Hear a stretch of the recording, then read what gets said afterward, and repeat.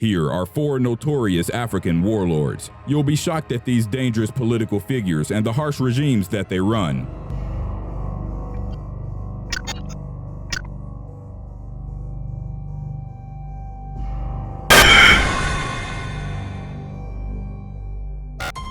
Number 4.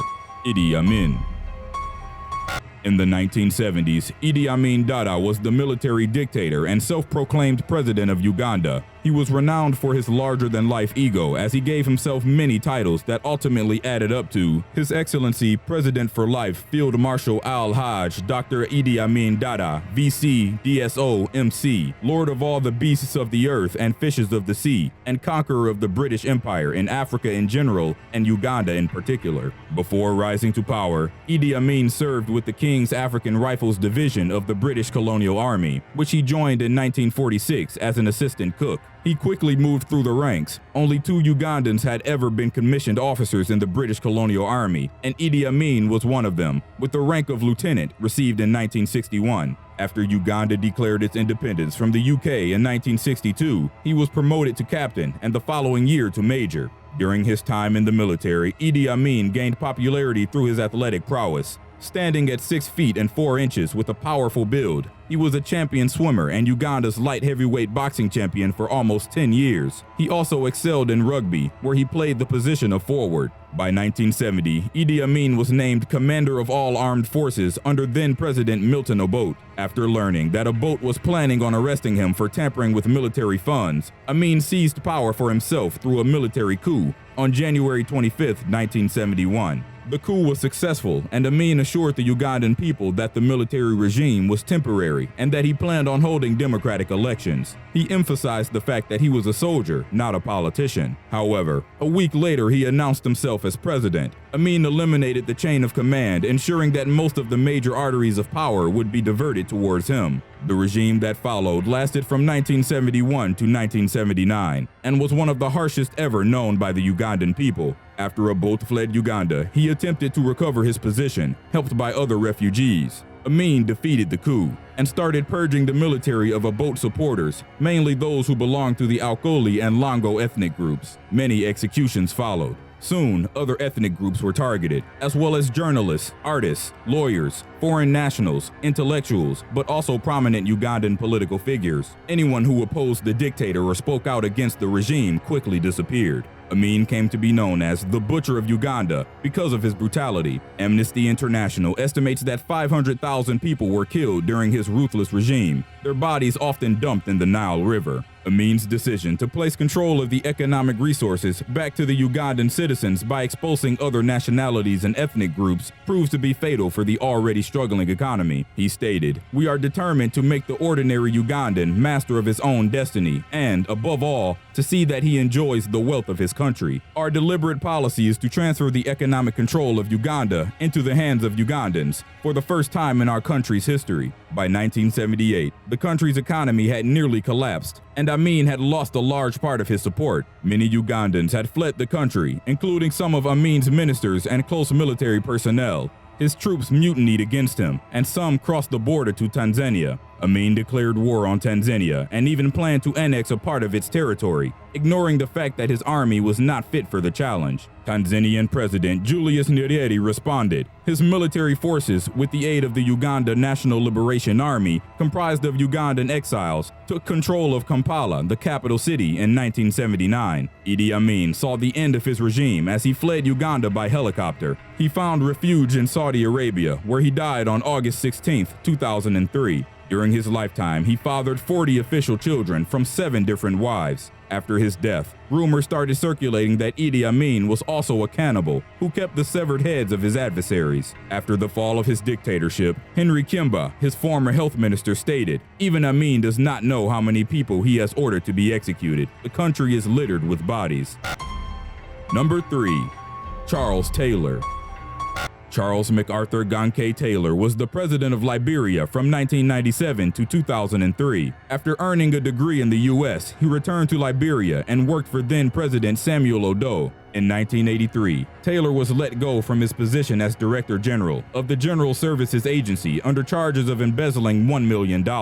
He eventually fled to the U.S., where he was arrested. Taylor was held at the Plymouth County Correctional Facility and faced deportation back to Liberia, where he would be tried.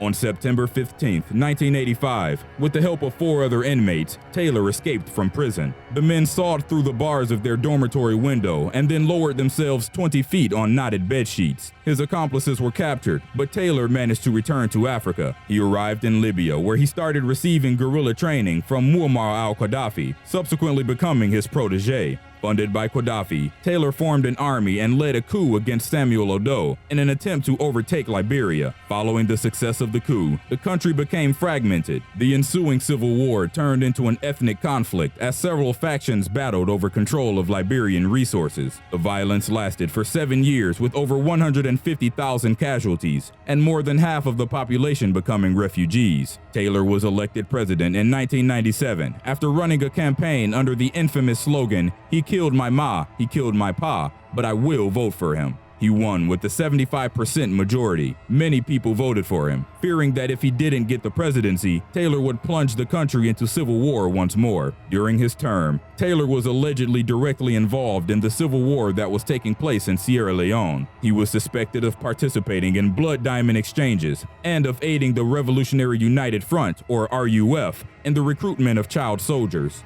He was reportedly helping the RUF commit a series of crimes against civilians, such as torture, mutilation, and abduction. Thousands lost their lives. Other militant groups, such as the Liberians United for Reconciliation and Democracy, backed by neighboring country Guinea, were gaining popularity. Taylor's position was threatened. Before long, a second Liberian civil war took place.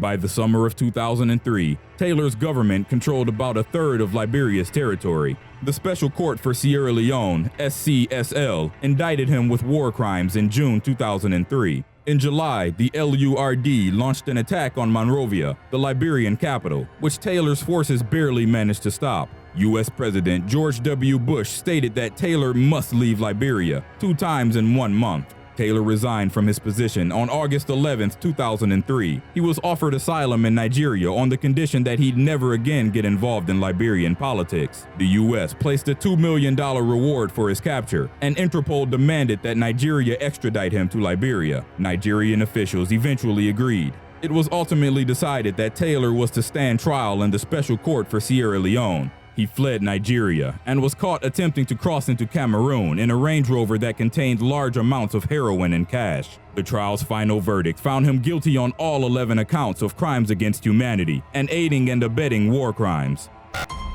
Number 2. Muammar al-Gaddafi. At the time of Muammar al-Gaddafi's birth on June 7, 1942, Libya was an Italian colony. His family lived in Sirte, a village in the Libyan desert, and he was raised in a Bedouin tent. In 1951, under King Idris, Libya became an independent state. After graduating from a military college in Benghazi and rising through the ranks, Gaddafi founded the Central Committee of the Free Officers Movement. This was a revolutionary group that planned on overthrowing the monarchy. While King Idris was traveling abroad in 1969, Gaddafi and his free officers commenced Operation Jerusalem and took control of police stations, airports, and government offices in Benghazi and Tripoli. King Idris was overthrown on September 1, 1969, and the Libyan Arab Republic was proclaimed. The coup was bloodless, which led many to call it the White Revolution. Gaddafi was only 27 years old when he became Libya's new ruler. The RCC, Revolutionary Command Council, became the country's new government. In the years that followed, Gaddafi initiated several reforms that were meant to lead Libya away from Western influences and bring it closer to Africa and the Middle East. Much of Gaddafi's philosophy as a man and as a ruler was inspired by Egyptian President Jamal Abdel Nasser, who argued for Arab nationalism and a transition from capitalism to socialism.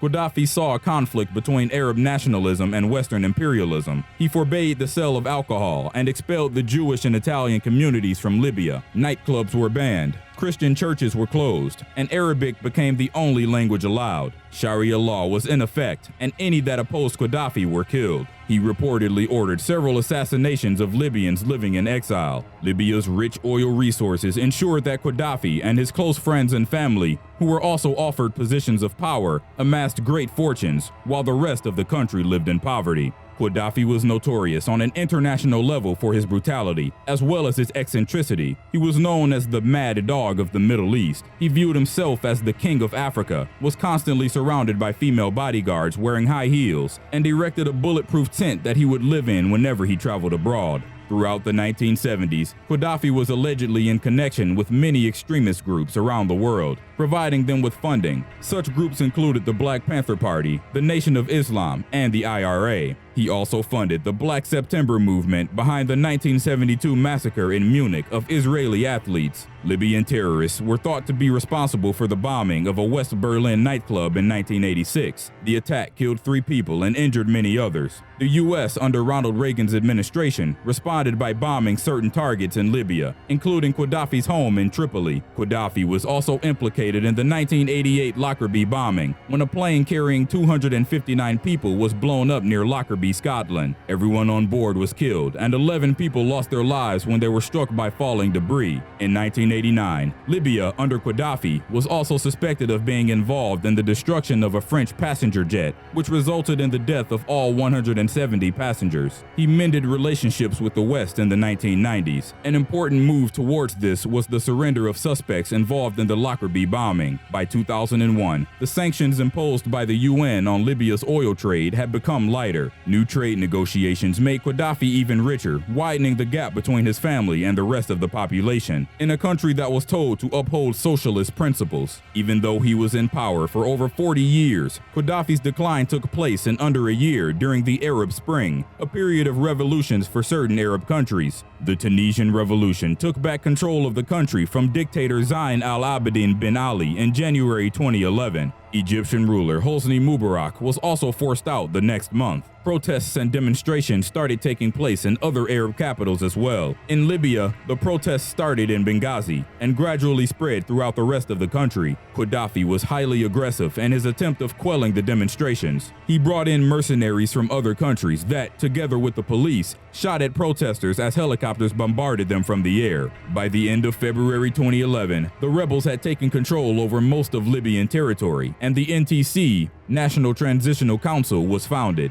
The NATO coalition supported the NTC and aided them with a series of airstrikes on Tripoli, where Gaddafi still had some supporters. One of Gaddafi's sons lost his life in an NATO attack when Tripoli was taken over by rebel military forces in late August 2011. Gaddafi's rule had ended. Over 30 countries recognized the NTC as the official Libyan government. The International Criminal Court issued arrest warrants for Gaddafi, his son, and his brother-in-law for crimes against humanity. According to Libyan officials, Gaddafi had died near Sirte, his hometown, on October 20th, 2011. Footage of his bloodied body being dragged around by rebel fighters started circulating soon after.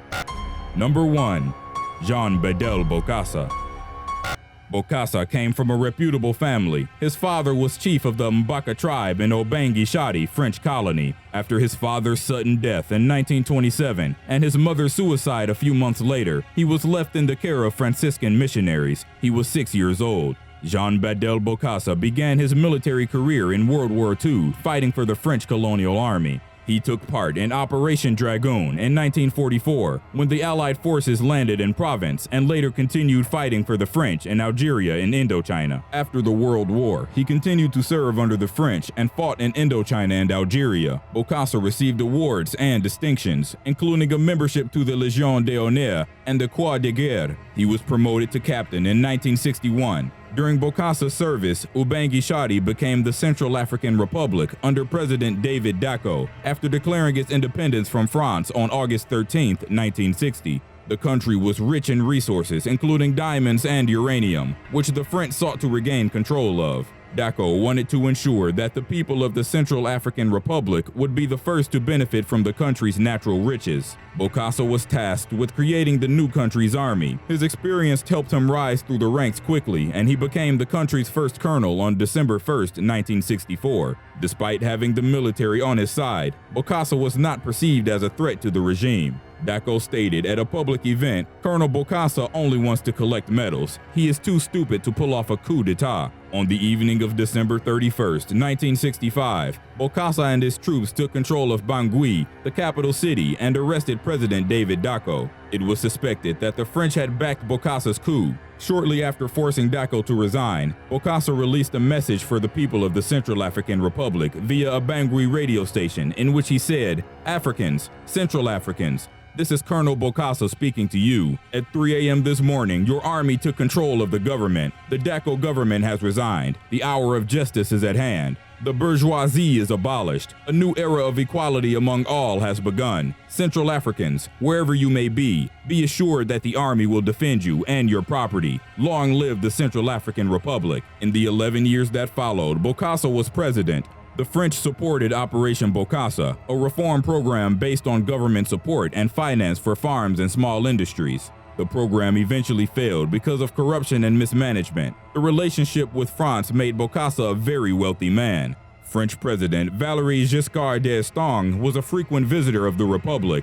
Diamonds and uranium were constantly exported, with most of the earnings going to Bokassa directly or his businesses. During his term as president, Bokassa gained international notoriety. Members of his armed forces had almost complete reign over the country and were frequently involved in cases of rapes and lootings. A large number of his political opponents were tortured and killed under accusations of conspiracy to overthrow him. One of Bokassa's captains, Alexandre Banza, opposed his lavish lifestyle and his extravagant spending and even planned a coup against him. When it failed, Banza was captured and killed. Time magazine commented on Banza's death, stating that he was dragged before a cabinet meeting where Bokassa slashed him with a razor. Guards then beat Banza until his back was broken, dragged him through the streets of Bangui, and finally shot him. Bokassa had always been an admirer of Napoleon Bonaparte, and on December 4, 1976, he became Emperor Bokassa I, and the country's name was changed to Central African Empire. France supported some of the cost from his $22 million coronation. The crown alone was studded with 2,000 diamonds, and a huge solid gold throne was commissioned. He wore custom-made pearl-studded shoes and had 35 horses brought in from France to pull his carriages. At that time, the average Central African Republic man earned $122 a year. Many foreign heads of state had been invited, but none participated. Prior to becoming emperor, Bokassa had also proclaimed himself as president for life. In April 1979, in an attempt to mimic Western custom, Bokassa issued a decree that all students and pupils were to wear a uniform. The clothes were made in a factory owned by his wife. In a country that had already been struggling with poverty, the decision caused an outrage. Protests soon followed, and Bangui students and teachers attacked buildings. A group of children even threw rocks at Bokassa's Rolls-Royce as it was passing by. Bokassa's violent response marked the beginning of his downfall. Between the 18th and 19th of April, he rounded most of the suspected teachers, students, and children and ordered his soldiers to fire on them. It was suspected that Bokassa himself had taken part in the execution by beating children to death with his cane or suffocating them. 100 children lost their lives in what was later known as the Bangui Massacre. Bokassa was even rumored to have eaten parts of his victims. An international scandal quickly followed. His relationship with France was over. Whatever little support he still had from his people also disappeared. In Operation Barracuda, the French government overthrew Bokassa's military dictatorship and reinstated David Dacko as president, who proclaimed the fall of the Central African Empire. The former colony was once again named the Central African Republic. Bokassa was trialed in absence for the murder of political adversaries in 1980. He was given asylum in France and was allowed to stay in his Chateau de Hardricourt, located in a Parisian suburb, because of his military record. Upon returning to the Central African Republic in 1986, he was arrested and ultimately sentenced to death for a number of crimes, including treason, murder, cannibalism, and assault. As democracy returned to the Republic, he was pardoned along with other prisoners in 1993. He died of a heart attack on November 3, 1996, as a free man. The origins of Area 51's association with alien life forms might actually stem from decidedly terrestrial roots. In the 50s and 60s, with relations with the Soviet Union worsening, Groom Lake was made the test site for CIA's Project Aquatone, and later the Oxcart program.